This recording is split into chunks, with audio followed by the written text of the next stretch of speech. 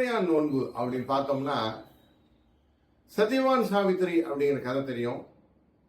சத்யவானின் உயிரை கவர்ந்து சென்ற யமன் அதை திருப்பி வாங்க வேண்டும் என்று பின்னாடியே போராடி கொண்டு போன சாவித்திரி அப்படின்னு சொல்லுவா.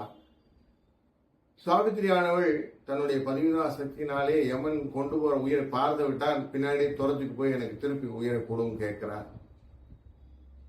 நார்மலாக அந்த பெரிய மனுஷாலெல்லாம் பார்க்க போகும்போது எதனா கொண்டு போய் கொடுத்துட்டு அதுக்கப்புறம் பார்க்கறது வழக்கம்னு வேண்டும். அப்படி பார்க்கும்போது கிருஷ்ணர் பார்க்க கொடுத்துக்கு குசேலர் என்ன பண்றார், அவளை கொண்டு போய் கொடுக்குறார். இங்கே சத்யவான் சாவித்திரி என்ன பண்றான்னா, உருகாத வெண்ணையும் ஓரடையும் நான் தருவேன், ஒரு காலும் என் கணவர் என்னை பிரியாதிருக்கணும்னு வேண்டிட்டு ஒரு அங்க காடுனால காராமணியெல்லாம் வைத்து ஒரு அடையை செய்கிறாள். அந்த அடையை நைவேத்தியமாக செய்துவிட்டு எனக்கு பிரார்த்தனை, எனக்கு எதாவது கொடு அப்படின்னா என் உயிரை திருப்பி வாங்கி கொடுத்துரு எனக்கு கேட்குறா அப்படின்னு சொல்லுவா. அப்படிப்பட்ட காரடியான் நோன்பு.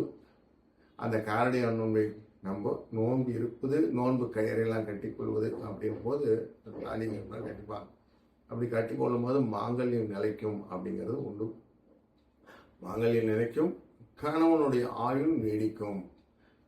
நார்மலாக எல்லா பெண்களுக்கும் ஒரு பெரிய பிரார்த்தனை என்ன இருக்கும்னா, நான் சுமங்கலியாக இருக்கணும், சுமங்கலியாக போக வேண்டும் அப்படின்னு இருக்கும்.